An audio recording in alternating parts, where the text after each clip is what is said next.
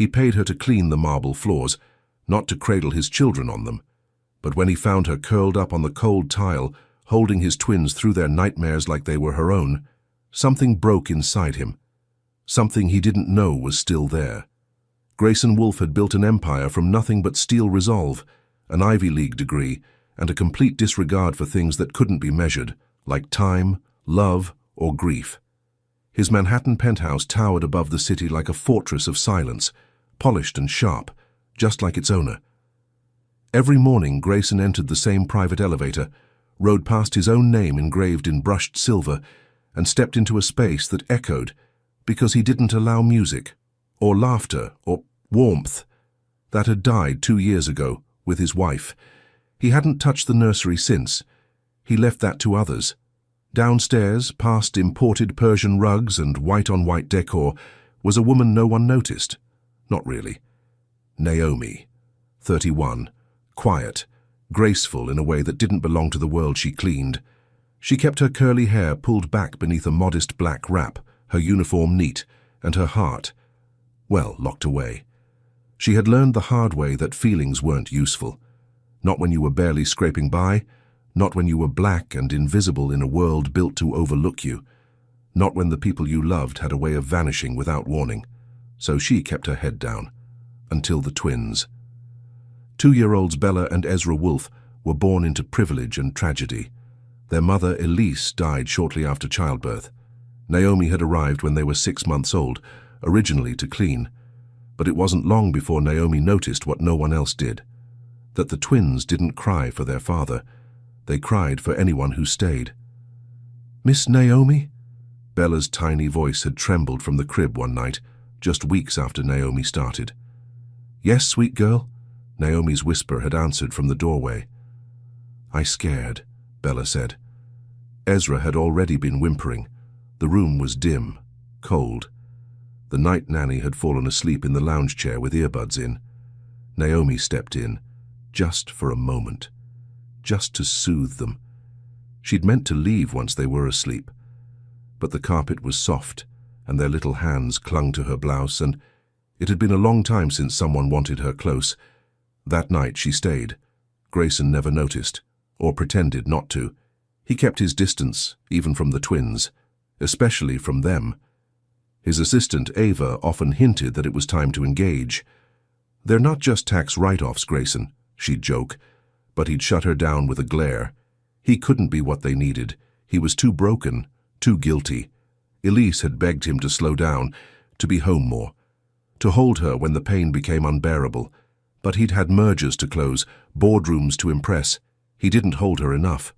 And now there was nothing left to hold. On a cold Thursday in November, everything shifted.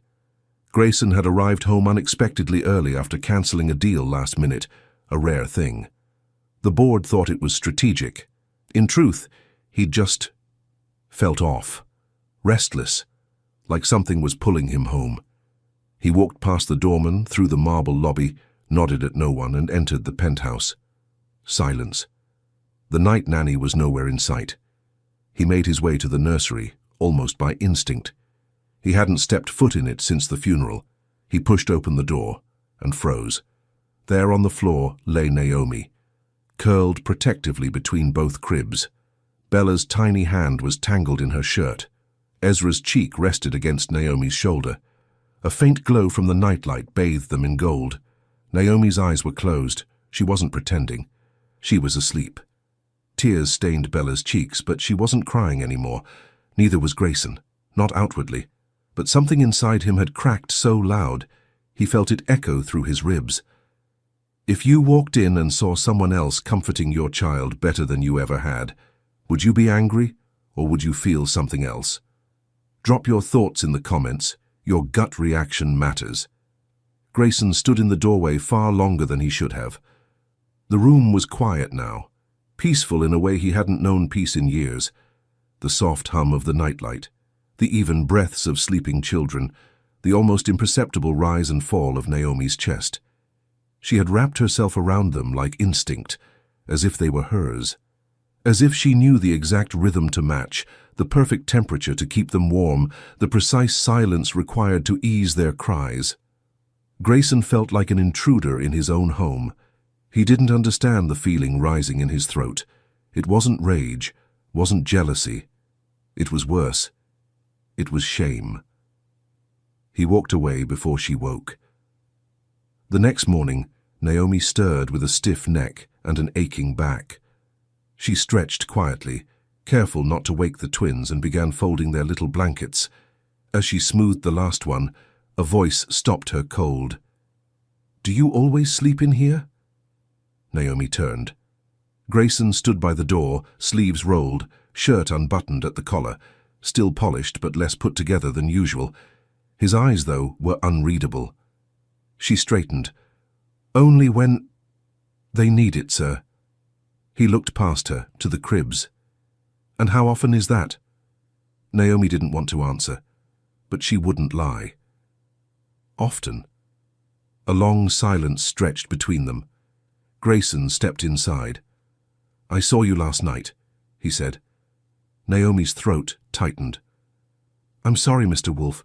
The nanny had stepped out. They were crying, and I didn't mean to—" "I'm not reprimanding you." Naomi blinked. That was unexpected. Grayson ran a hand through his hair, frustrated, not with her, but with himself. "They don't cry with you, or if they do, you stay." She hesitated, then said softly, "Sometimes. That's all children need." He looked at her then, really looked, and what he saw wasn't just a maid. It wasn't even just a woman who loved children. It was someone who stayed, something he hadn't done, not when Elise asked him to, not when it mattered most. He nodded once. "Thank you." Naomi said nothing, but in her silence, something settled between them. Later that day, Ava cornered him in his office. "You look like someone just told you your stock's tanked." Grayson didn't look up from his screen. "I'm fine." Ava narrowed her eyes. "You're wearing yesterday's tie." He sighed. "Ava, not now." She leaned against the glass wall. Okay, but can I just say one thing? That maid, Naomi, I've seen her with the twins. She's not just help, Grayson. She's something else." Grayson stayed silent. Ava softened. "They cling to her like she's gravity." That night he sat at the edge of his bed, watching the city lights blink far below. His penthouse felt colder than usual, and all he could think about was Naomi on the nursery floor, holding his children like they were her world. Naomi, meanwhile, was trying to shake off the conversation. She didn't want complications. She didn't want kindness. The last time she'd let herself care like this, she'd lost everything. Her baby girl Jordan had only lived a few months, born too early. Naomi had held her through machines and prayers, then let her go with nothing left but a hospital bill and a hollow chest. Since then, Naomi didn't cradle babies, until Bella reached for her that first night. Something had cracked open, and every moment since had felt like both healing and reopening a wound. The next evening, Grayson asked to speak with her again, in the study this time. She stood across from him, nervous. His walls were lined with law books, modern art, and ambition. It felt like standing in a courtroom. He didn't look at her when he spoke. "I'm hiring a new nanny, full-time." Naomi blinked. "Yes, sir. But not to replace you." She tilted her head. Grayson finally looked up. "I want you to stay, but not just to clean. I need someone they trust." Naomi's heart thudded in her chest. "You don't have to do that." "I know," he said, "but I saw the way they look at you. That's not something money can buy." Naomi searched his face for mockery, pity, power. She found none. Just a man realizing, maybe for the first time, what mattered. At this point, what do you think he should do? Follow his pride or follow his heart? Tell us in the comments. Should Grayson keep his distance or finally show up for his children? Grayson hadn't planned to sit at the breakfast table. In fact, he rarely did. Meals were something the staff prepared for the twins and the nanny, and he usually took his own in his office, or not at all. But that morning, something compelled him to walk into the kitchen, pour his own coffee and sit. It startled Naomi. She had just set down Ezra's spoon and was wiping his chin with a gentle touch when she saw the shadow at the door. Her whole body tensed like a startled deer. Grayson felt it. The stiffness. The unspoken, "What are you doing here?" He sat anyway. Ezra babbled something incoherent and reached for his bottle. Bella clapped. Naomi didn't speak. She focused on the twins, acting as though he wasn't there. It stung more than he expected. He cleared his throat. "I'd like to be more involved." Naomi looked up slowly. "With the children?" "Yes." She nodded once. "Okay." Silence again. Thick, awkward. Naomi turned her attention back to Bella, who had yogurt on her nose. Grayson stood up before finishing his coffee. He couldn't take the weight of her quiet. He'd forgotten how much silence could say. That day, Naomi kept her distance. She kept to cleaning, cooking, tending to the twins. She made sure Grayson had no reason to linger around her. Every time he entered a room, she left it. He wasn't blind to it, and it made him question if he'd done something wrong. Maybe he had crossed a line. Later, in the quiet of the nursery, Naomi talked to herself in whispers as she folded Bella's tiny clothes. "Don't be foolish, Naomi," she murmured. "This is not your home. These are not your babies. And he is not your rescue." Still, her hands trembled. She remembered the way he'd looked at her, not with dominance, but with something that terrified her even more. Respect. Grayson sat in his office that night and stared at the framed photo of Elise. Her smile used to calm him. Now, it haunted him. "I don't know what I'm doing," he whispered. He hadn't said those words aloud in years. He could feel something changing in him, a softening he couldn't afford. Naomi wasn't just the help anymore, and that scared the hell out of him.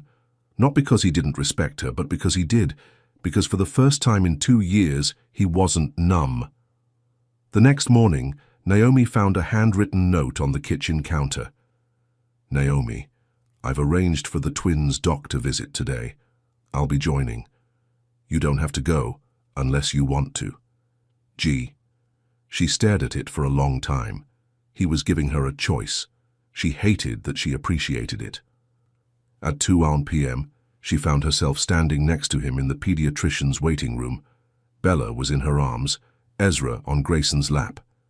They sat in silence, until Grayson, softly, asked, "Were you close to your parents?" Naomi's breath caught. She didn't look at him. "My father left when I was a baby. My mother passed when I was 16. He didn't press, but something in his expression shifted, like he saw her more clearly. "And you?" she asked, surprising herself. "My parents were expectations, not people." They shared a glance, not warm, but real. After the appointment, they stepped out into the crisp fall air. The twins were asleep in their car seats. Naomi adjusted Bella's blanket, tucking it around her gently. Grayson watched her, not her hands, her. The quiet way she moved through the world, soft, sure, invisible, unless you were really looking. "I don't want you to feel uncomfortable around me," he said suddenly. Naomi stood still. "I haven't done anything to make you feel—" He stopped. "I'm not used to this." "Neither am I," she said quietly.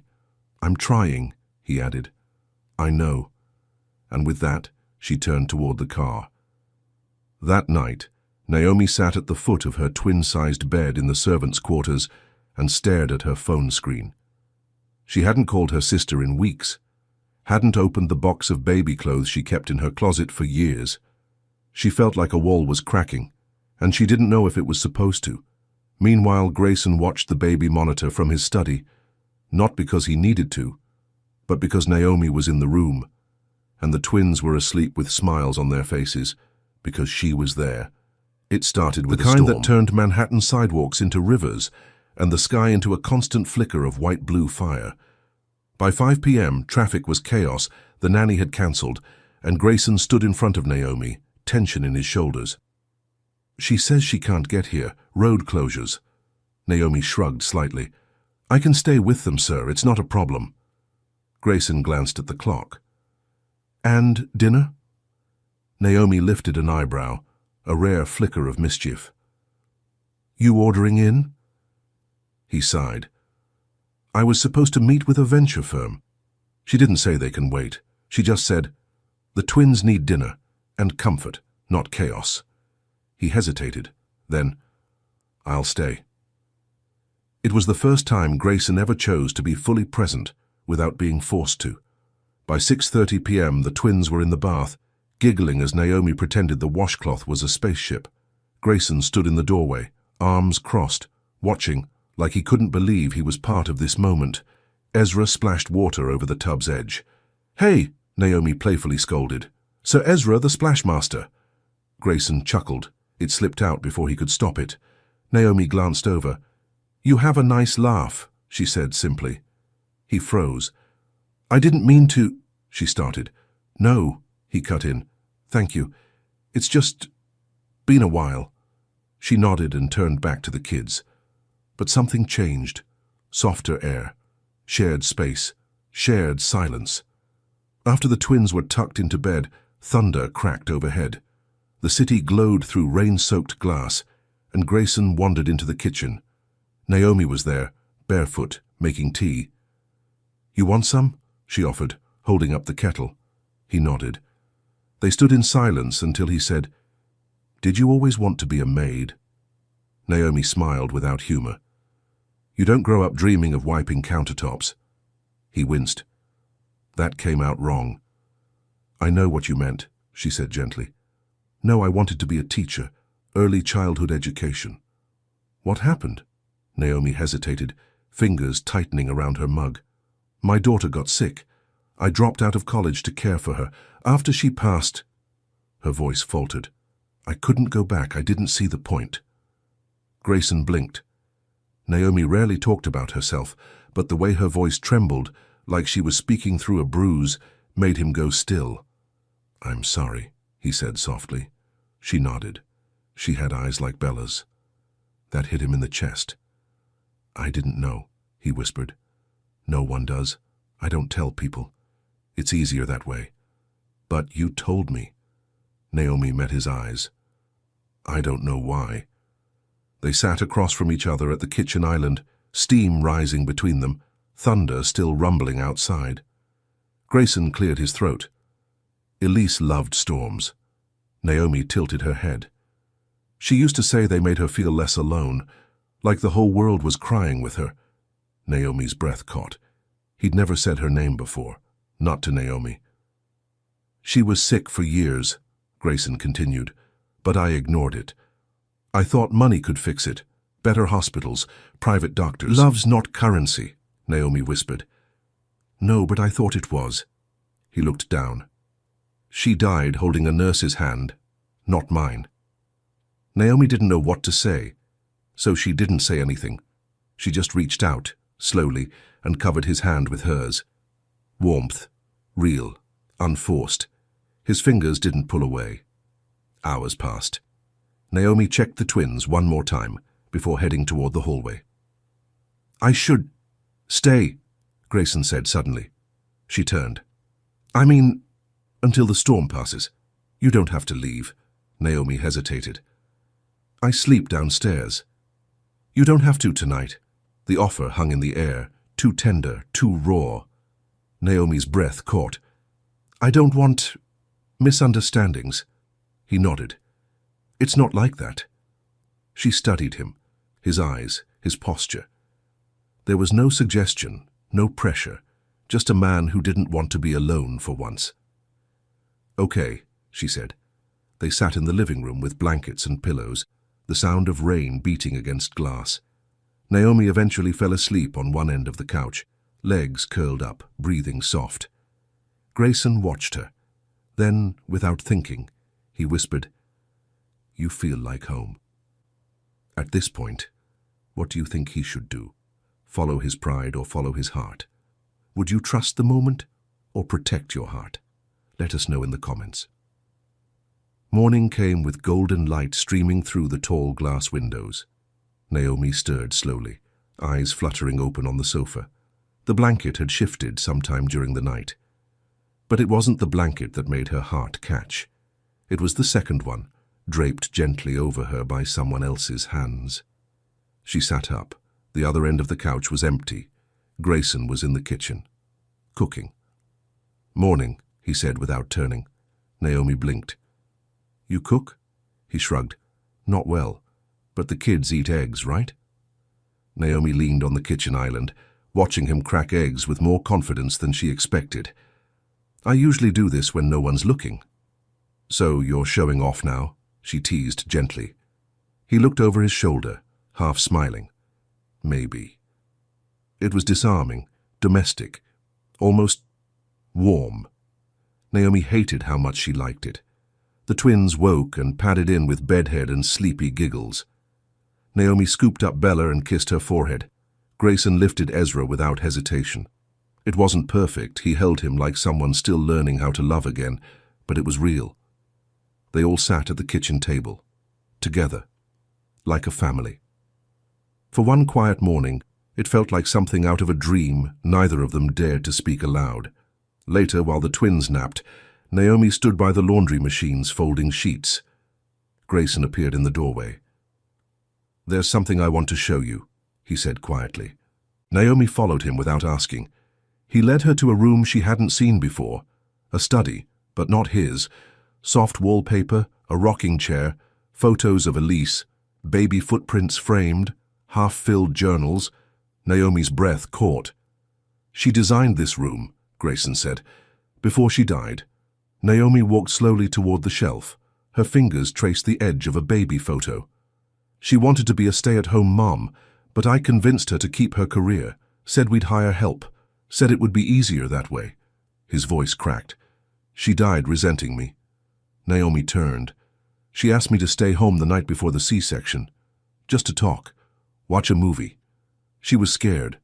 Grayson stared at the carpet. "But I took a call, worked late. By the time I got to the hospital, she was already in surgery."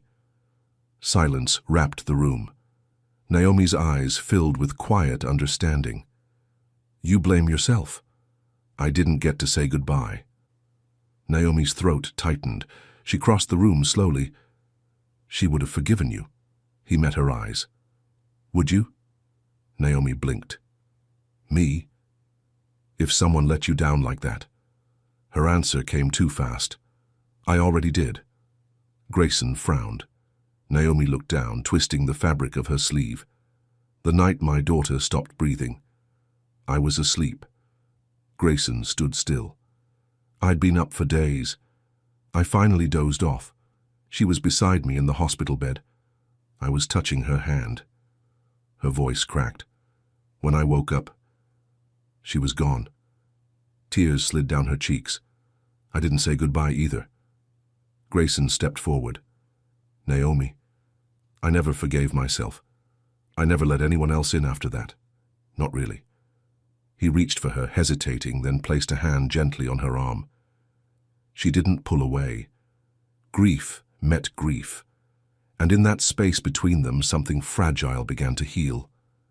That night, Naomi opened the box she kept under her bed. Inside were baby shoes, a blanket, a pacifier she couldn't throw away. She sat with them in silence, her tears falling freely for the first time in years. In the room next door, Grayson stood over his sleeping children. His hand brushed Bella's hair. Then, without overthinking it, he walked to the guest room, knocked once, and when Naomi opened it, eyes red but shoulders steady, he said, "Tomorrow. Let's take them to the park." Naomi nodded. "Together," he added. She smiled softly. "Okay. Would you share your past with someone new, or would you keep it locked away?" Comment below. What's harder, letting go or letting someone in? Central Park glowed in the soft gold of a Saturday morning. Leaves crunched underfoot. The twins squealed in delight as Bella chased a squirrel and Ezra toddled toward a pile of leaves taller than him. Grayson stood beside Naomi, a paper coffee cup in hand. No bodyguard, no phone in sight, just him, her, the kids. No walls. Naomi wore her hair down for the first time since she'd started working at the Wolf residence. The soft curls caught the light. Grayson noticed, and she noticed him noticing. "Watch this, Daddy," Bella called. Grayson blinked. It was the first time she'd said it in months. He walked over, knelt, and watched her jump with 2 feet over a small puddle. Ezra clapped like it was the Olympics. Naomi laughed. It was the first time he realized how beautiful her laugh was. Not polished, not soft, just real. They stayed for hours, a shared pretzel, a chase around the duck pond. Naomi slipped once on a slick leaf and Grayson caught her by the elbow. "Careful," he said, their faces inches apart. "Thanks," she whispered, pulling back just before it lingered too long. But the moment hung between them like suspended air. Back at the penthouse, the twins napped, cheeks flushed from the cold. Grayson poured 2 glasses of cider, handed her one without asking. They sat on the floor of the nursery, just like she had weeks ago. "I forgot how good this room could feel," he said. Naomi smiled. "Love can do that." He looked over. "You really believe that?" She hesitated. "I didn't. Not for a long time." Grayson's voice lowered. "And now?" Naomi stared at the twins. "Now? Maybe." They talked for hours. About childhoods, favorite books, secret dreams. Grayson told her he used to paint when he was a teenager. "My father said it was a waste of time." "Do you still paint?" "No," he said. "But sometimes I think about it." "You should." At one point, Naomi told him her daughter's middle name. Hope. She said it with a smile this time. No tears, just warmth.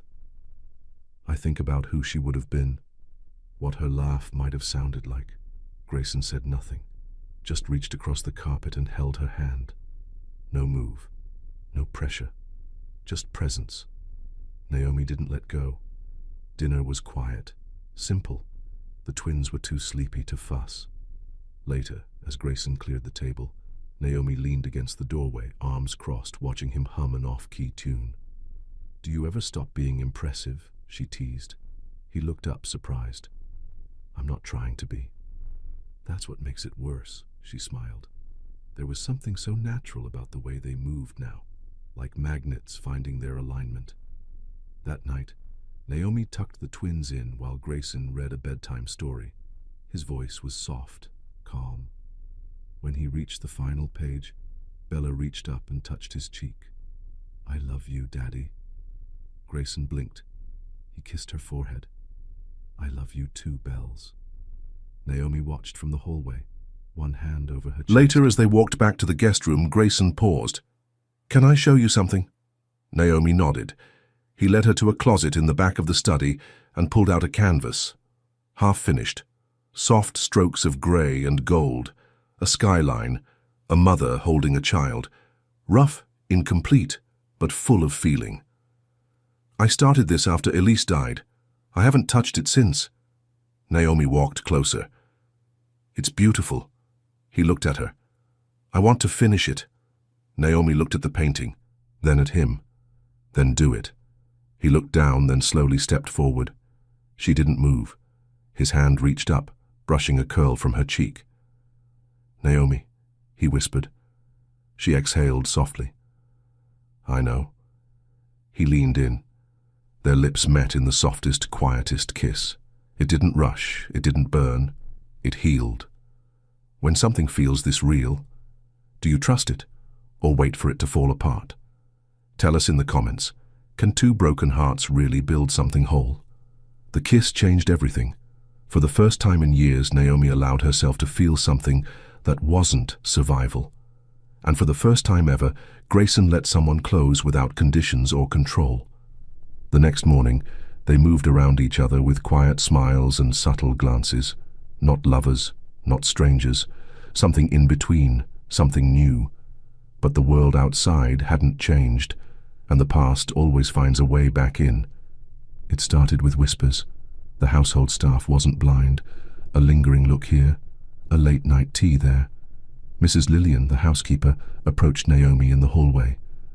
"I mean this kindly," she said, "but be careful." Naomi stiffened. "Careful of what?" "Of what this house does to women like us when they get too comfortable." Naomi's throat closed. "I've seen it before," Mrs. Lillian said. "A white man can kiss you in private and call it something special. But the world outside that door won't see it that way, neither will his board. Naomi tried to shake it off, but the words burrowed deep. She began to pull away, softly at first, missing eye contact, speaking only when needed. Grayson noticed.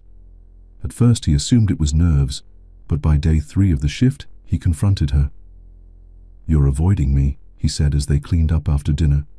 Naomi shook her head. "I'm just busy." "Don't lie to me." She flinched. Grayson stepped back. "I didn't mean that." "You're my boss," she said, voice sharp now. "It was a mistake." He blinked. "A mistake? This, us. It can't happen. It shouldn't have happened." "Naomi, where is this coming from?" She looked away. "You don't know what it's like to be me in your world." He stepped closer. "Then explain it. You don't get to ask me to open my soul in a house where I'm still expected to clean up after everyone when the music stops." He was quiet, stung. Naomi grabbed a dish towel, folded it too tightly. "You want something real, Grayson? Then stop seeing me as the woman who fixed your family for you." He stared at her. "No," he said finally. "I see you. And that's the problem, isn't it? Because I do feel something. And maybe that scares you more than it scares me." "You don't feel guilt?" she snapped. "For how easily this could all look, like you rescued the maid?" Grayson didn't respond. His silence was the answer. Naomi's voice softened, but it cut deeper. "You say you're trying, but when it matters, you still freeze." That night, Naomi packed a bag. She left the nursery door slightly open, heartbreaking. She whispered to the twins in their sleep, one hand on each tiny back. "I love you," she breathed. "Don't forget me." She left a note on the kitchen island. "Thank you for everything, but I can't stay where I can't belong." Naomi Grayson found the note at dawn. He didn't react, not at first, just stood there, staring at her handwriting, the kitchen bathed in pale light. Then he crumpled it in his fist. He didn't go to work that day. He sat in the nursery all day. Bella climbed into his lap. Ezra played with his cufflinks, and Grayson just held them, silent, hollow. Ava showed up late that afternoon. She took one look at him and said, "You messed it up, didn't you?" "She left," Grayson replied. "Then go get her." "I don't know how." "Then figure it out," she snapped. "Because I've never seen you fight for anything that mattered." He looked up, eyes red. "I don't know what I'm doing." "Then try. For once, try with your heart, not your money." Meanwhile, Naomi sat in her sister's guest bedroom in Queens, staring out the window. A pink onesie sat folded beside her suitcase. She hadn't brought it before, but this time she had packed it. Her heart still ached, but something inside her whispered, "He saw you. And you let him." And that mattered. Naomi didn't sleep that night. Her sister's apartment buzzed with city noise, horns, buses, late-night conversations through the thin walls, but all she could hear were echoes, Ezra's giggles, Bella saying, "Daddy," Grayson whispering, "You feel like home." She pressed her palm against the folded pink onesie in her suitcase. She had brought it as a goodbye. Now it felt like a question. Was she really going to walk away from the first thing that had felt like love in years? Grayson sat in the nursery, lights dimmed. He didn't call Ava, didn't leave voicemails, didn't call Naomi. He just sat, one arm around Bella, one hand resting on Ezra's back. The two of them slept tangled in his arms like they knew she was gone, and it broke him. He reached for his phone, typed Naomi's number, then deleted the message. Did she hate him? Was she gone for good? "You don't know what it's like to be me," she'd said. And she was right. He had loved Elise, yes, but Elise had fit his world, came from money, private schools, white picket safety. She didn't have to defend her space. Naomi had walked into his home with nothing but quiet dignity and earned every ounce of trust, of love, of connection. He had failed her the moment he let her doubt that. The next morning, Naomi watched a mother with 2 toddlers on the subway platform. The younger one dropped a stuffed rabbit and started wailing. Naomi instinctively crouched to pick it up before the mother noticed. She handed it over gently. The little girl looked up at her, teary-eyed, and whispered, "Thank you." Naomi's heart clenched. That afternoon she visited a daycare center near her sister's apartment, just to see it. The receptionist greeted her kindly. "Are you applying for a position?" Naomi smiled. "Just thinking." The walls were painted with handprints, the bookshelf overstuffed with stories. One child ran to the front desk with a crayon drawing of their mom. Naomi nodded to herself. "Thank you," she said, and left. Across the city, Grayson finally did what he hadn't in years. He painted. Brush strokes, slow, shaky. The canvas began to take shape. Not a mother this time, but a woman on the floor, curled between two cribs, holding light in her arms. He didn't cry, but he bled into the painting, and when it was finished he stared at it. Then he whispered, "Come home." Naomi returned to her sister's that evening to find a package by the door. No note, no sender. Inside, a frame. A painting. The painting. She gasped. Her eyes filled instantly, the brushwork, the detail, the quiet reverence. He had painted her, not as a maid, not even as a mother, but as a guardian. A heart, a place where love lived. Her fingers trembled. There was no note. Just a business card taped to the back. "Grayson Wolfe, you were never the maid. You were the miracle." Naomi sat down on the edge of the bed, staring, shaking, breathing. She closed her eyes and made a decision. Back at the penthouse, Grayson was reading to the twins again, alone. Halfway through the book, Bella pointed at the door.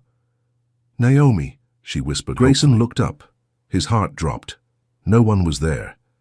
But then, soft footsteps. Naomi stepped in, holding the frame in her arms. "I believe you left something at my door," she said. Grayson stood. "I didn't know if you'd want to see me." "I didn't know if I wanted to," she replied, "but then I looked at the painting and I saw the truth." Grayson swallowed. "What truth?" "That you see me." Silence. Then, "And I see you too." She walked into the nursery. Bella reached for her instantly. Ezra squealed with joy. Naomi sat between the cribs again like she had that very first night. Grayson knelt beside her. Their shoulders touched. This time, she leaned in, and this time, he stayed. Do you believe true love is about timing or about courage? Drop your thoughts below. What would you have done in Naomi's shoes? 3 weeks later, the Wolfe residence didn't feel like the same place. It wasn't the decor, or the layout, or even the people. It was the atmosphere. The silence had changed, from cold and empty to peaceful. The rooms didn't echo anymore. Laughter filled the halls. Warmth came not from fireplaces, but from presence. Naomi was no longer just in the home. She was part of it. Grayson had offered her a new title, Child Development Specialist, equal pay, equal standing. But Naomi had laughed softly and said, "I don't need a title to know who I am here." Still, he had insisted. Because it wasn't about the label, it was about respect. And she deserved that. Every inch of it. One Sunday morning, Naomi stepped into the nursery to find Grayson asleep on the floor. Ezra tucked under one arm. Bella curled against his chest. She froze. It was exactly how he had found her once. Only now, the roles had reversed. Her hand went to her mouth, emotion overwhelming her. Grayson stirred, saw her standing there, and smiled sleepily. "There's something magical about this floor," he said. Naomi chuckled through her tears. "It's where love started." That afternoon, they took the twins to the botanical garden. Naomi wore a sundress. Grayson wore jeans. For once, he didn't check his phone even once. As the kids chased butterflies, Naomi turned to him. "You're different." He tilted his head. "How so?" "You're here," she said. "I was always here." "No," she said gently. "You were around. Now, you're with us." Grayson looked toward the twins, then back at her. "Because I finally have something worth showing up for." He took her hand, and this time there was no hesitation. At bedtime, Bella pulled Naomi close. "Will you stay tonight?" Naomi looked at Grayson. He nodded, so she stayed. She held the children as they drifted off. Grayson sat nearby, just watching her. The quiet awe in his eyes said everything. When the twins were fully asleep, he whispered, "Naomi?" She looked up. He reached into his pocket, pulled out a tiny velvet box. Her heart stopped. "I'm not asking for now. I'm asking for someday," he said. "But I need you to know, this wasn't an accident. You didn't just help me raise them, you raised me too." Her eyes filled instantly. She opened the box. Inside, not a diamond, but a simple gold band etched with one word: home. Months passed. Naomi started night classes again, early childhood development. Grayson insisted on helping with the twins during her study hours. One evening, as Naomi walked in after a late class, she paused in the hallway. The nursery door was slightly ajar. Grayson sat cross-legged on the rug. Ezra snuggled against his side. Bella sat in his lap, book open. Naomi smiled. She had seen that scene before. Only now, it wasn't just healing. It was whole. Do you believe true love can survive even after being tested this hard? Share your thoughts, or your own story of unexpected love, in the comments. Someone might need to hear it today. Years later, people still whispered, the billionaire who fell in love with his maid. But they always missed the real story. It wasn't about wealth, or status, or scandal. It was about two broken people who found their way back to life, through love, on a cold nursery floor.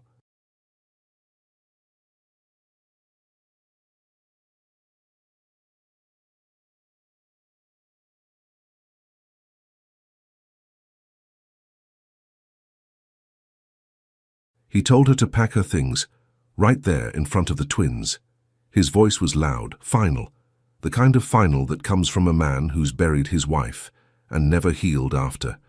But just as she turned to leave, a small voice broke through the silence. "Don't send her away." Then another, "Please, Daddy. She makes it feel warm again." And in that moment, the man who thought nothing could touch him stood absolutely still. Because the sons who hadn't spoken in weeks just did. And it wasn't just what they said, it was how they said it, like they were remembering something he'd almost forgotten existed. Hope. Richard James didn't believe in miracles. Not anymore. His wife, Claire, was the miracle. And when cancer took her, he locked every soft thing in a box and buried it beside her, including himself. Since then, his mansion became a place of order, not love. Of rules, not grace. Of silence, not laughter. His sons hadn't smiled since the funeral. They hadn't spoken in over a month. And Richard, he convinced himself that emotions were weakness, that pain should be kept behind doors, that if he could control everything, then nothing would ever hurt again. And then she showed up, Stella Gray, a quiet woman with soft eyes and a habit of humming hymns while folding laundry. He didn't like her. He didn't trust softness. He certainly didn't trust the way his sons looked at her, like they remembered what safety felt like. So when he came home that Thursday afternoon and found her kneeling on the floor with both boys wrapped around her, he snapped. His voice filled the marble hallway. "What is this? What did I tell you about boundaries?" She stood slowly, one twin still holding her leg. "Sir, you're done here." His tone left no room for discussion. "Pack your things. I want you out by the hour." She didn't cry. She didn't plead. She just looked at him gently as if she saw through all the noise. And then, God moved. Not with thunder, not with fire, but with a whisper. A whisper that came from Freddie, age 5. He looked up at his father, his voice, small, trembling, alive. "Don't send her away." Richard froze. Freddie hadn't spoken in 37 days. Before he could react, Oliver stepped forward, gripping his sleeve. "She makes it feel warm again, Daddy." That's when something inside Richard cracked, not all the way, but enough. Enough for him to stop yelling, enough for him to feel the sting of tears he swore he'd never cry again. The hallway was silent now, Not cold, just still. The kind of still where God speaks. Stella didn't say anything at first. She just knelt, resting a hand on each boy's shoulder, a quiet prayer echoing in her spirit. Lord, don't let this man push them further into silence. Let him see. Let him remember.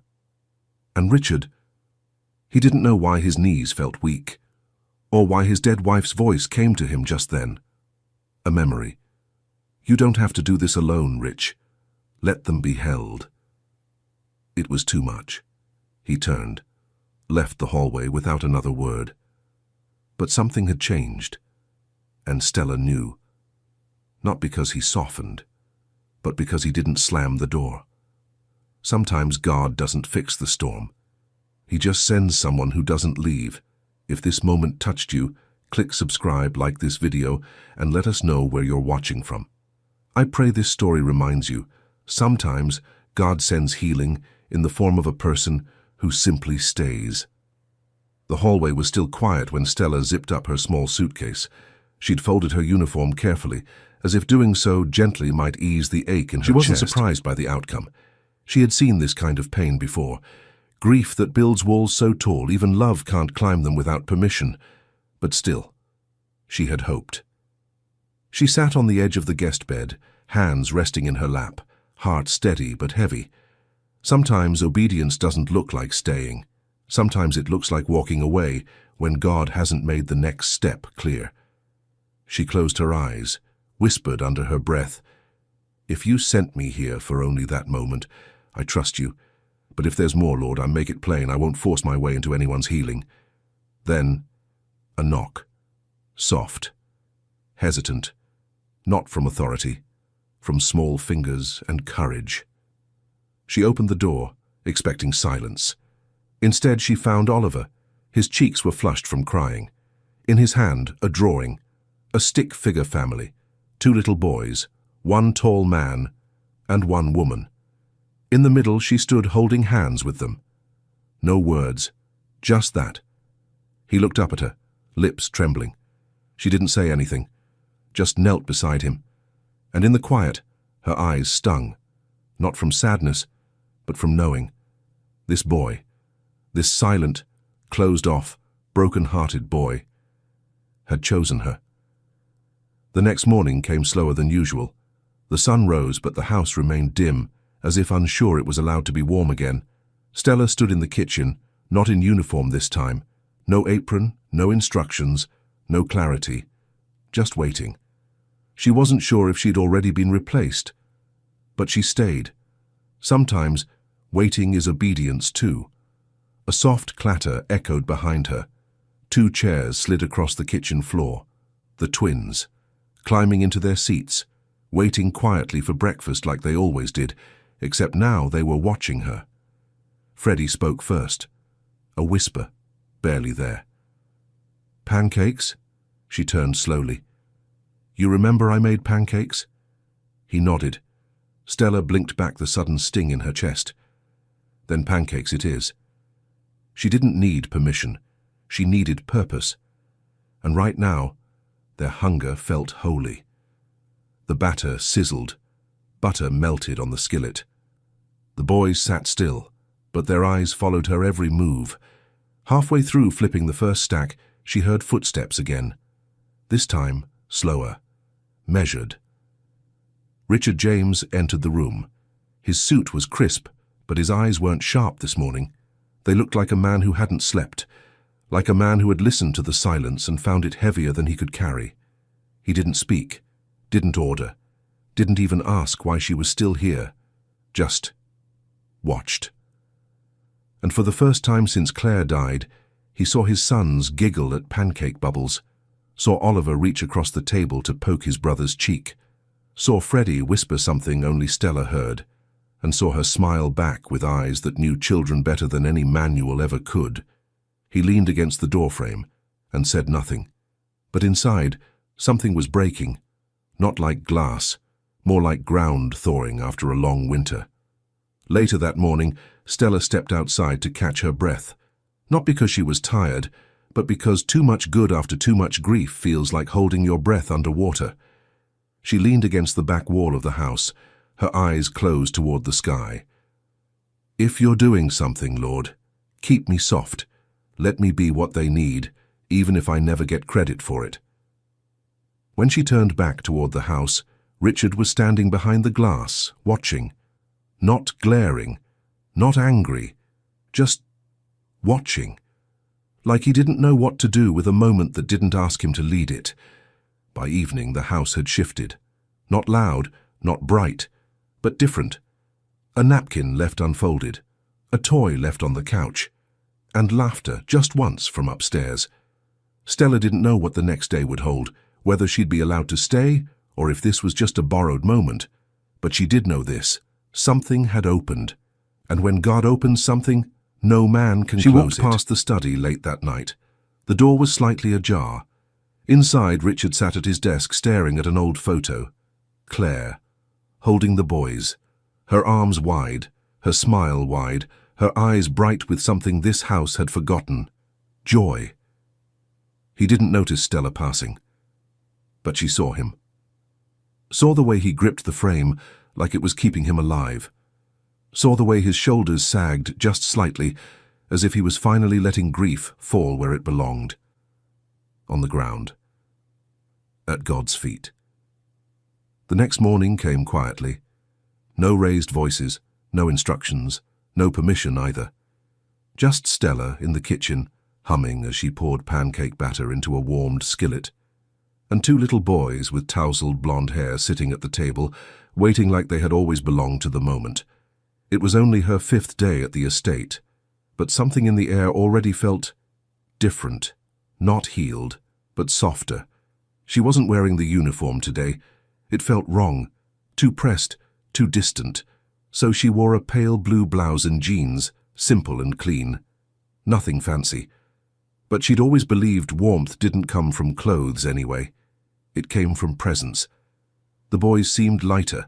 Freddie was tapping the spoon against his glass, not to annoy, just to hear the sound. Oliver giggled when she flipped a pancake too high and had to catch it with a plate. There was a looseness to them now.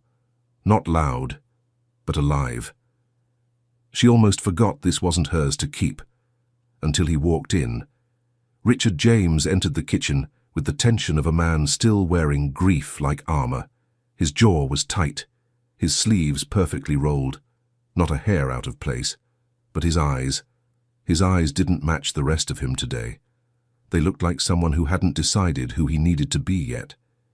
He stood in the doorway longer than necessary, long enough for Freddie to notice, long enough for Oliver to turn in his seat and go still. The joy in the room slipped into hiding. The boys didn't move, didn't speak. They just stared at their father like they were waiting for permission to exist again. Stella stayed by the stove, calm, but alert. She could feel it coming, the command. Richard cleared his throat. "Miss Gray." His voice was formal, cold. "We need to talk." She turned, gently, met his eyes, didn't flinch. "Yes, sir." "Not here." The boys looked between them. Stella gave a quiet smile to the boys. "Finish your breakfast. I'll be right back." Freddie nodded slowly, eyes wide. Oliver's lips pressed into a tight line, but he stayed seated. That was new. A week ago they would have followed her like shadows. Now, they trusted her promise. The study door clicked shut behind them. Books lined the walls. Everything was sharp and dark, mahogany wood, leather chairs, spotless floors, like a room built for control. Richard stood behind his desk, fingers clenched around the back of his chair.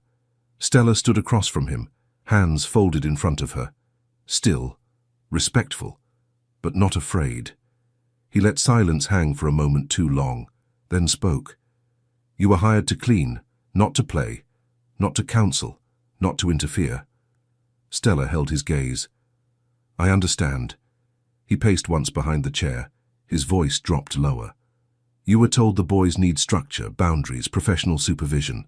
Stella spoke gently. "And in that structure they stopped speaking." He froze, not because he didn't know it, but because hearing it out loud sounded like failure. She continued, voice soft as cloth. "I didn't touch them first, they came to me. I didn't ask them to speak. But when they did, her eyes flickered with emotion, but her tone stayed steady. I knew better than to silence it. Richard looked at her then, truly looked, not like an employee, like a person who had seen something he hadn't, and that made him angry, not at her, at everything, at the fact that it wasn't supposed to be her. Not some woman from a cleaning agency with a quiet voice and no degree in child psychology. Not someone humming hymns while folding towels. "Why you?" he said quietly, more to himself than her. Stella didn't answer right away. She just let the question sit in the room, because she'd asked herself the same thing, every night. Then she stepped forward, not closer, just clearer. "Because I've known loss, Mr. James. I've seen what it does when it hardens people, and I've seen what happens when someone stays long enough to soften it again." He looked away then, swallowed hard. She didn't push, didn't try to fix him. She just stood still, like a presence that didn't demand anything. Sometimes that's all grief needs. Not words, not action. Just someone who doesn't leave when it gets heavy. He finally spoke again. "I haven't heard them laugh in months." It wasn't a confession, but it wasn't denial either. She nodded gently. "They're not healed, but they're reaching." His gaze met hers once more. "Don't make promises you can't keep." Her reply was soft, almost like prayer. "I won't. But I'll keep showing up." He didn't answer, just sat down at his desk rubbing his temples. The conversation was over, not resolved, but open, and for now, that was enough. Stella stepped back into the hallway. The boys were still at the table, crayon drawings spread between them. Freddie looked up, worry flickering in his eyes. Stella gave the smallest nod, a quiet yes. She was still here. And somewhere in the study behind her, a man who thought God had left his house sat with his head in his hands, wondering why the silence felt different today. That night the wind was heavy across the hill. Branches tapped the windows, the kind of restless tapping that made the house feel uneasy, like it too remembered something it didn't want to feel. Stella stood by the guest room window, arms wrapped loosely around her waist, eyes on the darkness outside. She hadn't unpacked. Her bag still sat on the bench, half zipped, half ready. She never stayed too long in any house. Sometimes grief didn't push you out, it simply never invited you in. Down the hall, laughter, soft and sleepy, drifted from the boys' room. A storybook, some giggles, a whispered, "Good night." It should have been comforting, but instead it pressed against something buried inside her. She blinked slowly. Her hands tightened. Then she walked over to the bag and pulled out a small, battered photo. Edges worn, folded once down the middle. A boy, maybe 10 years old. Freckles, a smile too wide for his face. Her little brother, Joshua. She sat on the bed, turning the photo over, a scribbled verse in faint blue ink. "Even if he doesn't, he is still good." Daniel, 3:18. Her thumb brushed the edge of the page. That verse had been taped to his hospital bed. She'd written it, but after the fire, after the smoke, the screaming, the split-second choice to grab the baby next door first, she stopped believing it, stopped teaching, stopped singing, stopped letting herself be close to anyone who might reach for her and not survive. A soft knock pulled her back. Not loud, just one knock. Then the door creaked open. It was Oliver, in pajama pants too long and a mismatched shirt, hair sticking up on one side like he'd fallen asleep and woken up just to come find her. In his hand, a drawing. Another one. This one had 3 figures, 2 boys, 1 woman. No man this time. Just the 3 of them under a sun that looked more like a heart. He walked over and held it out. She took it slowly. "You made this tonight?" He nodded. Then, for the first time, spoke with quiet certainty. "Freddie said you don't leave." Her breath caught. Not because the words were dramatic, but because they were true. He climbed up beside her without asking, like it was the most natural thing in the world. And when he leaned his head against her arm, she whispered into the silence, "I lost someone too." His fingers stilled against the fabric of her shirt. My brother. A long time ago. He was small, kind. He loved building things out of cardboard. She smiled faintly. After he died, I stopped building anything at all. Oliver didn't speak, but he didn't leave either. His presence gave her permission to continue. I was a teacher once, but grief made me question if I could protect anyone again. So I cleaned instead. It was easier to scrub away other people's messes than face the mess inside myself. She exhaled, voice low. But God kept placing children in my path. One here, one there, and then you two. Oliver looked up at her. God sent you. The question was so innocent, so raw, it nearly undid her. She could have brushed it off, could have smiled and nodded like adults do when the truth hurts too much, but she didn't. She looked him in the eyes. I think God sent you to remind me not to run anymore. Oliver's lower lip trembled, but he smiled. Not wide, not bright, but real. Later, when he'd fallen asleep beside her, she carried him gently back to his room. Freddie stirred when she laid his brother down, opened his eyes, reached for her hand. She took it without hesitation, held it longer than necessary, and in that quiet, something lifted from the room. Not the pain, not the past, but the weight of walking through it alone. She walked back to her room, her feet light, but her heart full. God hadn't healed her wound, but he was using it. Not through grand gestures, but through two little boys who drew pictures with hearts for sons. Down the hallway a door creaked. Richard, standing in the shadows, watching. He hadn't said a word all night, but his sons had laughed, and the woman he tried to fire had held both their hearts in her hands, without asking for anything in return.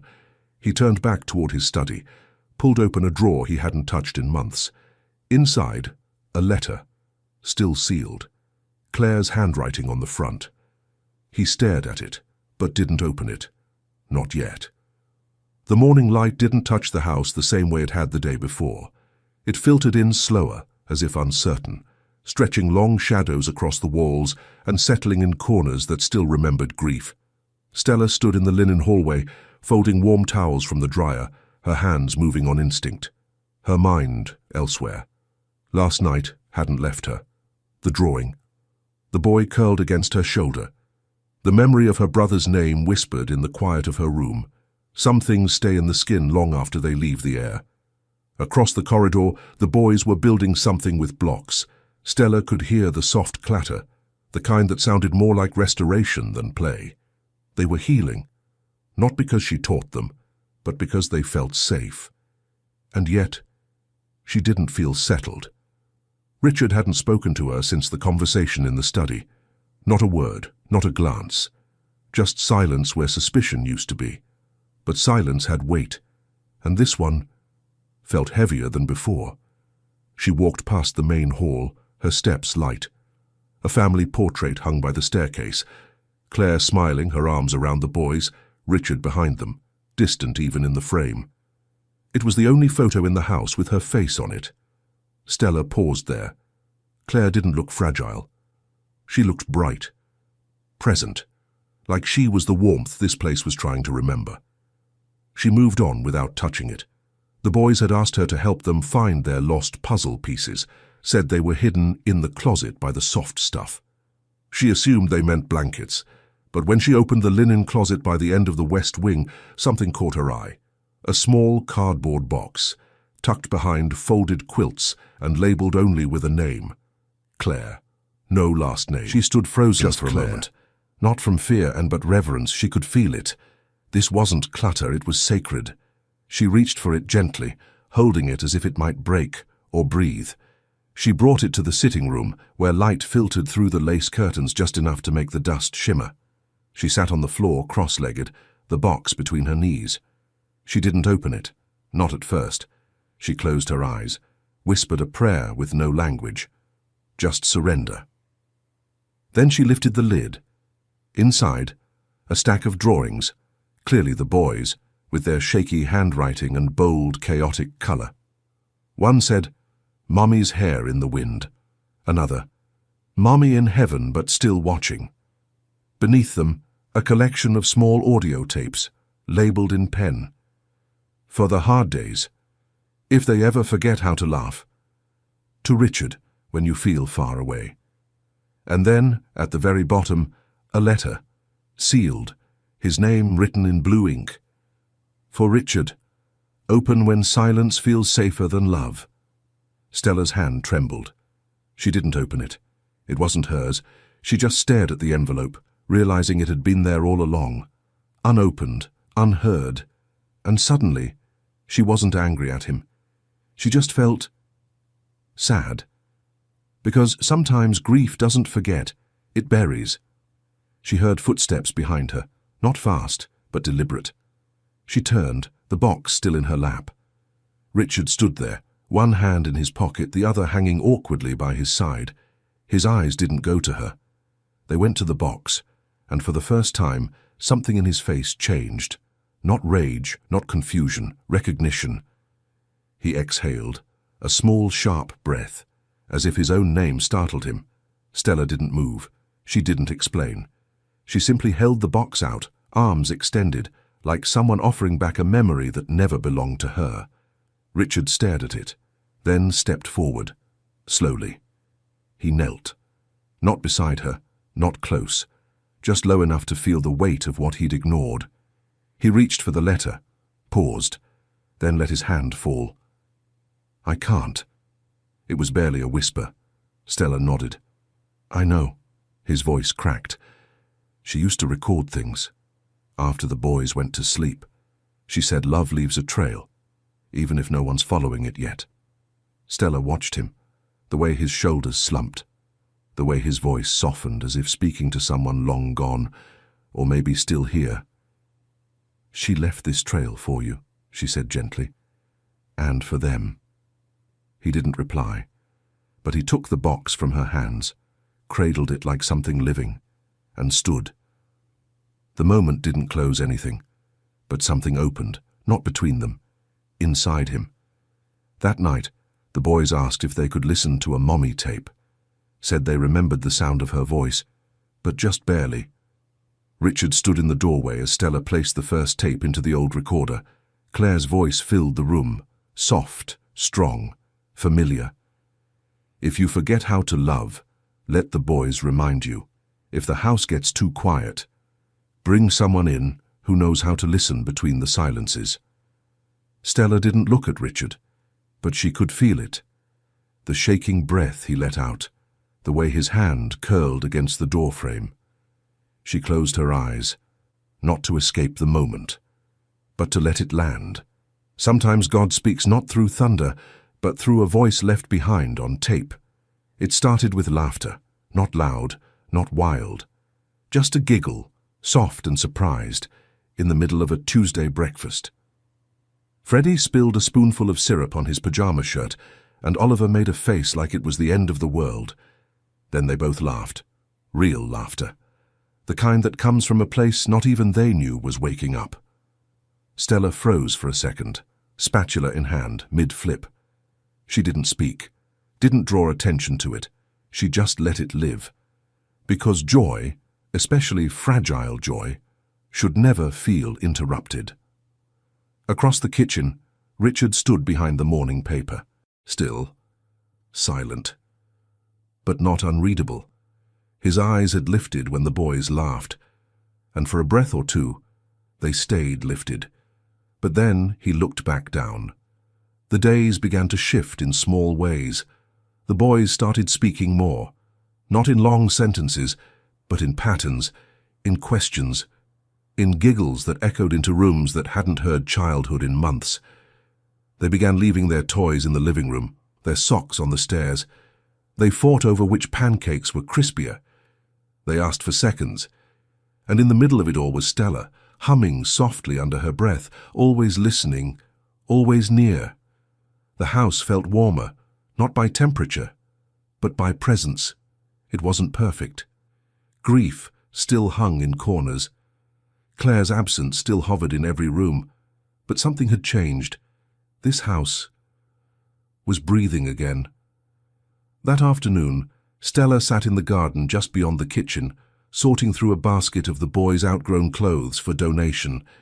The air smelled like soil and rosemary. A breeze pushed through the hydrangeas. She wasn't sure how long she'd been sitting there when Richard stepped out. No jacket, no phone, no clipboard, just him.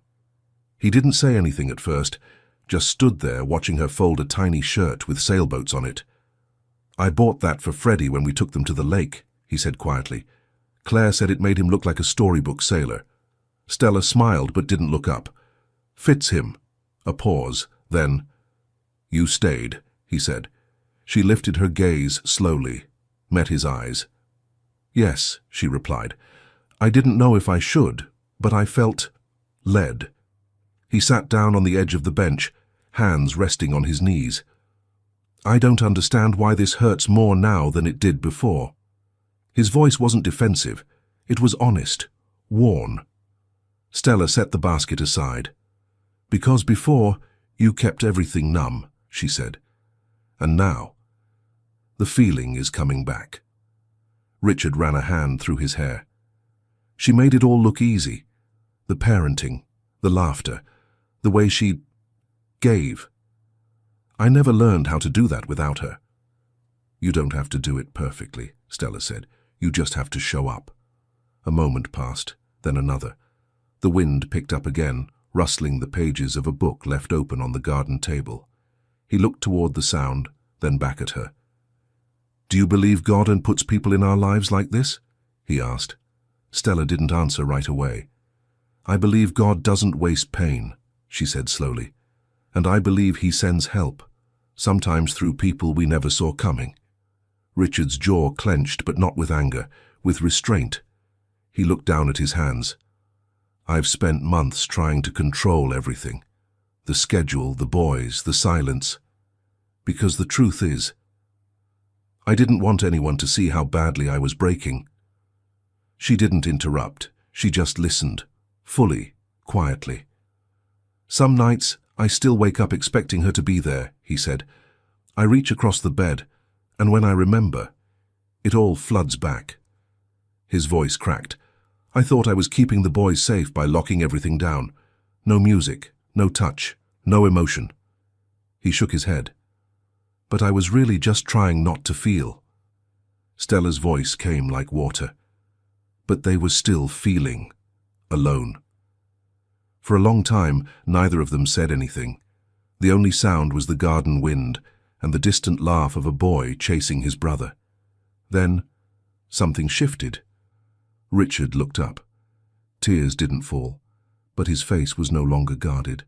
There was pain there, but also humility. Something that said, "I know I can't keep this house cold forever." That night, Stella didn't pray to stay. She just prayed that whatever God was doing, he'd keep doing it, even if it broke every rule this house once lived by. After the boys went to sleep, Richard stood alone in Claire's old study. The box was still there. The letter, unopened. He ran his fingers over the sealed edge, pressed his thumb beneath the flap, then stopped. Not tonight, but soon, very soon. And in the hallway just beyond, the hum of Stella's voice as she quietly picked up a scattered toy, like a lullaby not meant to be noticed, but still deeply felt. The storm rolled in just after midnight. No warning, no gentle breeze to announce its arrival, just thunder. Close, fast, unforgiving. The kind of storm that wakes a house in its bones. Rain pounded the windows like 100 fists. Wind curled around the estate like it wanted in. Stella was already up. Something had stirred her before the first crack of thunder. Not sound, but a feeling. A tension in the air. A whisper in her spirit. She slipped from bed barefoot and moved through the dark with quiet urgency. Not toward the hallway, but toward the boys' room. When she pushed the door open, she didn't hear crying. She heard silence, too still, too tight. Then her eyes adjusted. Freddie sat up in bed, his fingers gripping the quilt. But it was Noah, curled against the headboard, shaking, who made her stop. He wasn't crying. He wasn't moving, just frozen. As thunder cracked again, Stella entered slowly, keeping her voice low. "Hey, sweetheart." But Noah didn't look up. His hands were balled into fists, pressed against his mouth. Freddie watched, eyes wide and scared. He didn't know what to do. He only knew this wasn't normal. Stella knelt beside the bed. "It's just a storm, baby. Just the sky being loud." Noah flinched. His chest rose and fell too fast. Breath caught halfway between inhale and panic. And Stella knew then. This wasn't just about thunder. This was about memory, the kind that hides until lightning calls it back. The door burst open behind her. Richard. He looked half asleep, fully alarmed, his shirt clinging to one side and his hair undone. His eyes locked onto Noah. "What happened?" His voice was sharper than intended. Freddie shrank back in the bed. Noah didn't respond, still shaking, still silent. Richard stepped forward. "I'll call Dr. Lang. He said if this happens, he needs presence." Stella interrupted softly. Richard stopped, his fists clenched. "Presence doesn't stop panic." Stella looked up at him. "No, but panic doesn't survive love." It wasn't a challenge. It was truth. She turned back to Noah, staying close, but not touching. Not yet. "I'm here," she whispered. "I'm not going anywhere." He rocked slightly, whispered something that sounded like Mom. It shattered something in Richard's posture. He dropped to one knee beside the bed. His voice cracked. "Noah." The boy didn't respond. He was too far in, too deep. Stella reached behind her, grasped one of the boy's worn blankets and gently laid it across his lap. Then she began humming. Soft, low, not to fix, but to steady. A song her mother once sang in the middle of hard nights. Not a lullaby. A prayer. Richard just stared, helpless, unarmed. This was the moment he had spent months trying to prevent. And now it was here, and all his defenses were useless. Noah's fists began to loosen, barely. But enough. His breathing slowed. One hand uncurled and reached out, not for Stella, for his father. Richard didn't move at first. Then slowly, he placed his hand beneath his son's. Noah gripped it, tight. And then, for the first time in weeks, he cried. Not from fear, from release. The room went quiet. The storm still screamed outside, but inside, something calmed. Stella stepped back. Let them have it. The moment, the breakthrough, the grace. Later, after the boys had fallen asleep, Noah still holding onto Richard's shirt, Stella found herself in the hallway outside their room. She leaned against the wall, hands trembling, not from fear, from awe. God had shown up. In the middle of thunder, he had answered a prayer too deep for words, and she had watched a father finally hold his son without hiding behind control. Richard stepped out not long after. He looked undone, and more human than he'd ever appeared. His voice was hoarse. "I didn't know what to do." Stella met his eyes. "You didn't have to know. You just had to stay." He nodded once, then, "Thank you." It wasn't enough, but it was honest. She didn't reply, just placed a gentle hand on his arm and gave the smallest nod. There would be more storms. But now, he knew how to weather one. Later that night, Richard sat alone in the boys' playroom, staring at a wooden block tower still standing from the afternoon. He picked up one of the blocks, held it in his palm, and wept. Quietly. Not because of what was lost, but because, for the first time, he believed healing might still be possible. The morning after the storm, the house held its breath. No voices, no rushing, only a quiet that felt reverent. The kind of silence that follows a sacred breaking. Richard sat alone in Claire's old study. The curtains were half drawn, letting in soft morning light that painted the room in gold and dust. On the desk in front of him, the box sat open, and next to it, the letter, still sealed, still waiting. He hadn't touched it yet. He didn't even reach for his coffee, didn't check his phone, didn't move. He just sat there, his hands resting on his knees, his eyes locked on a name written in blue ink. Claire. Not wife, not mother. Just Claire. The woman who once laughed in this room while folding baby clothes and humming to herself like she didn't know life could break. He missed her most in silence, not in anniversaries or milestones, but in mornings like this, when the boys were still asleep, and the only sound was the ache of her absence. He finally reached for the envelope. The paper felt thin, but it shook in his hands like it carried weight. He didn't open it right away. He held it to his chest for a moment, closed his eyes. God, if I'm going to read this, help me listen. And then, slowly, he tore the seal. The letter unfolded like it had been waiting years to breathe. Claire's handwriting, familiar, full of loops and kindness, spilled across the page in quiet strength. My love, she wrote, if you're reading this, it means the house has gone quiet. I always knew it might. You were never built for loss, Richard. You built walls for business, for negotiation, but not for grief. That kind of pain doesn't obey plans, it doesn't follow schedules. You tried to hold everything together. You did. But sometimes, holding too tight is what makes things fall apart. The boys don't need perfection. They need presence, laughter, mess, noise, and you. Let them feel, let them cry, let them be hugged until they fall asleep in your arms again. And if the house forgets how to breathe, bring someone in who knows how to listen between the silences. The last line stopped him. He read it twice, then a third time. His breath shuddered. He thought he'd done what was best, by keeping the house in order, by locking away anything soft. But he had misunderstood strength and mistaken grief for failure. Stella's voice came back to him then, from the night before. You don't have to know what to do. You just have to stay. And he had. Not perfectly, not gracefully, but he had stayed. The sound of feet padded softly in the hallway, not rushed, just familiar. Richard folded the letter, pressed it against his chest, and turned. The door cracked open. Stella stood there, her hand resting on the frame. She didn't speak. She didn't need to. He looked up, his eyes red-rimmed but clear. I read it, he said. Her expression softened. He stood slowly, walked toward her, the letter still in hand. For a moment, they simply stood in the quiet.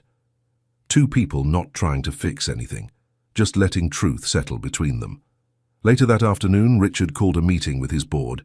He stood at the head of a long glass table in a room filled with polished ambition.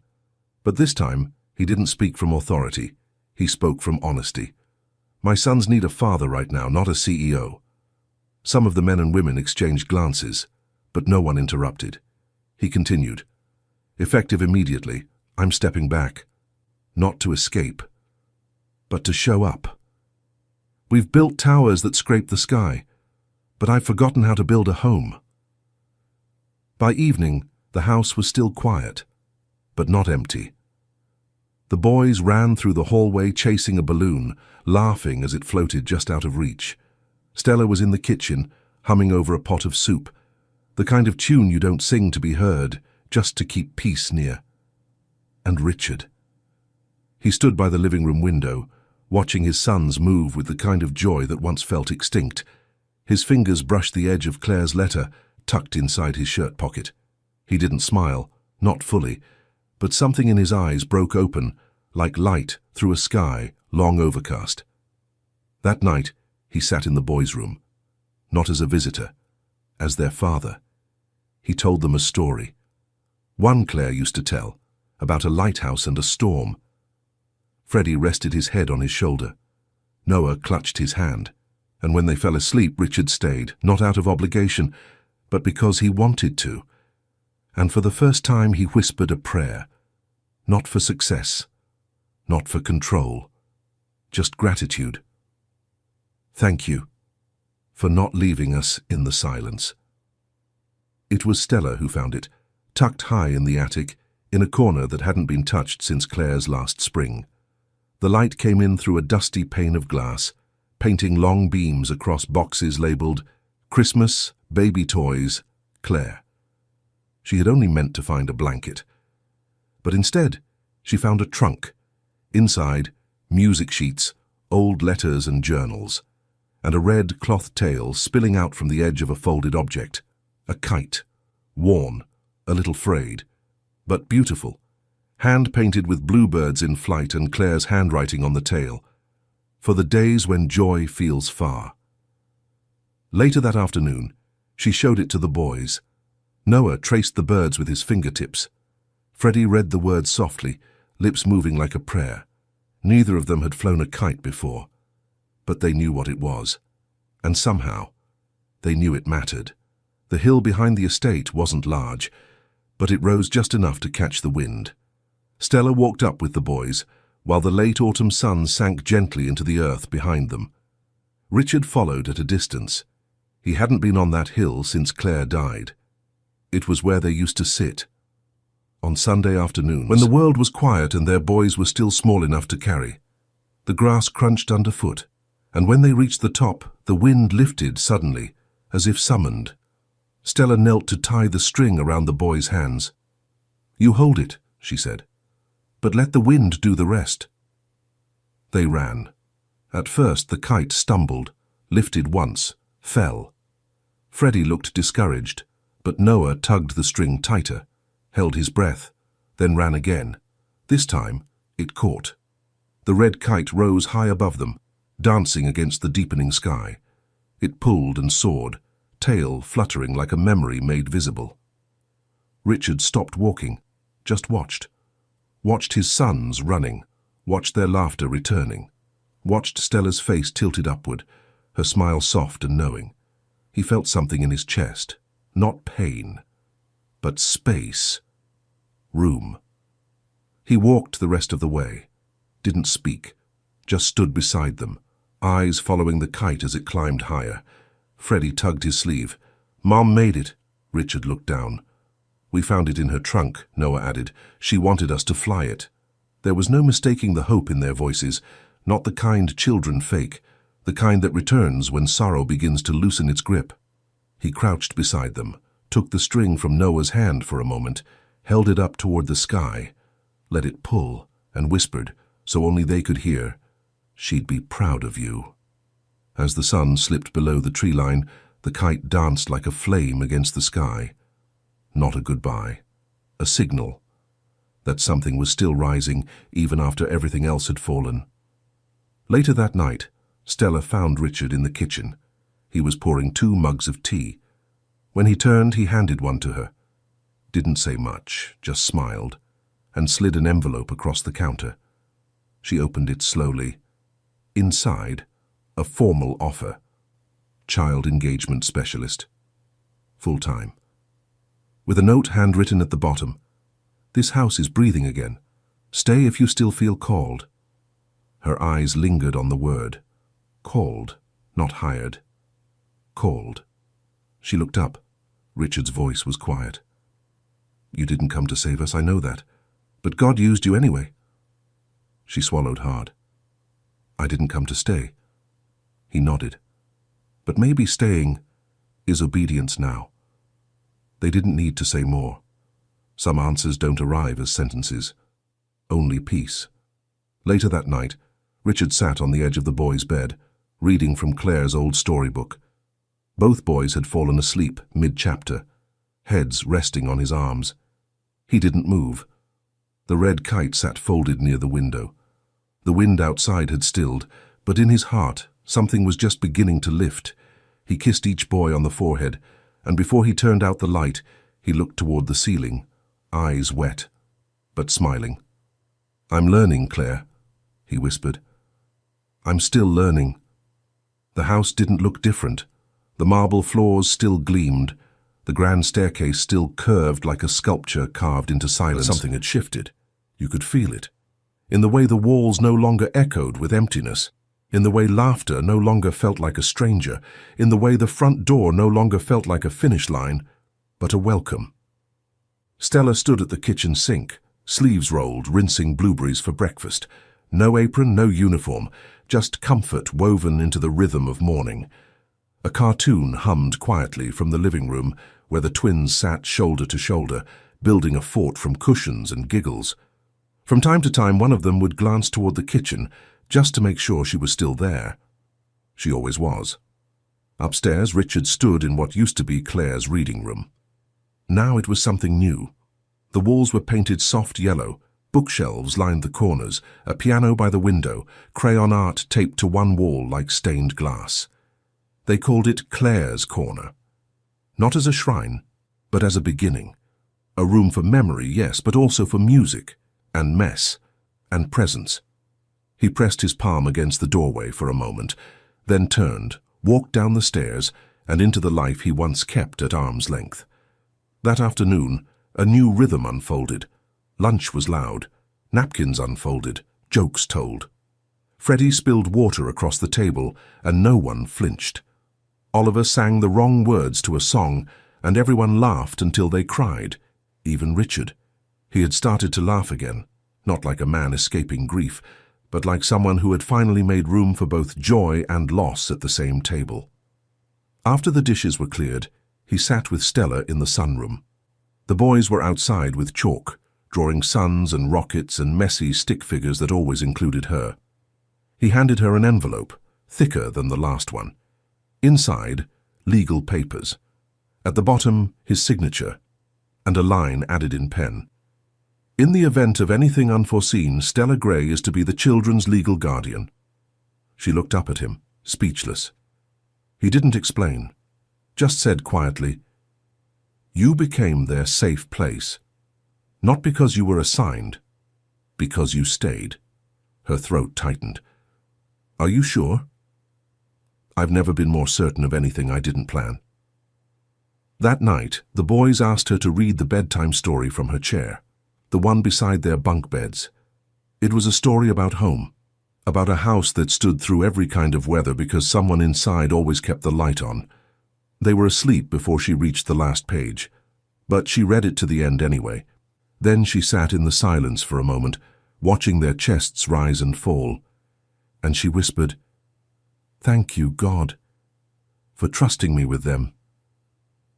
Downstairs, Richard stood at the fireplace, in his hands, the last of Claire's journals. He didn't read it. He just held it, then placed it gently beside the family photo on the mantel, the one he'd finally put back. Stella's coat hung near the door now, her keys in the dish, her voice woven into the fabric of the home. He didn't know when the shift happened. He only knew that healing hadn't come like thunder. It had come in quiet, obedient steps. The next morning, the four of them walked to the hill behind the house. Freddie held the kite string. Oliver carried the tail. Stella walked beside them, one hand on Richard's arm. The wind lifted just as they reached the top. The kite rose easily this time. No stumbling, no hesitation. And the boys ran together, not away from grief, but toward something lighter. Richard stood back, watching them soar, then turned to Stella. "Do you regret not going back to teaching?" She smiled. "No, I just changed classrooms." He nodded. "And me?" Her voice was soft. "You didn't need a teacher. You needed someone to remind you that grief doesn't get the last word." He looked out over the hill. The kite arced higher. The boys' laughter rang out, filling the air like music. He reached into his pocket, pulled out Claire's last letter, creased from being read too many times. He didn't open it. He didn't need to. Later, as the sun sank low and the sky burned soft orange, the four of them lay on a blanket watching the clouds shift like stories. Freddie rested against Stella's side. Oliver tucked into his father's chest. No words were spoken. There was no need. The silence wasn't cold anymore. It was full, whole, and somewhere in the stillness it felt like Claire was smiling, not from the past, but from right there with them, in the wind, the laughter, the healing, and in the family they chose to become.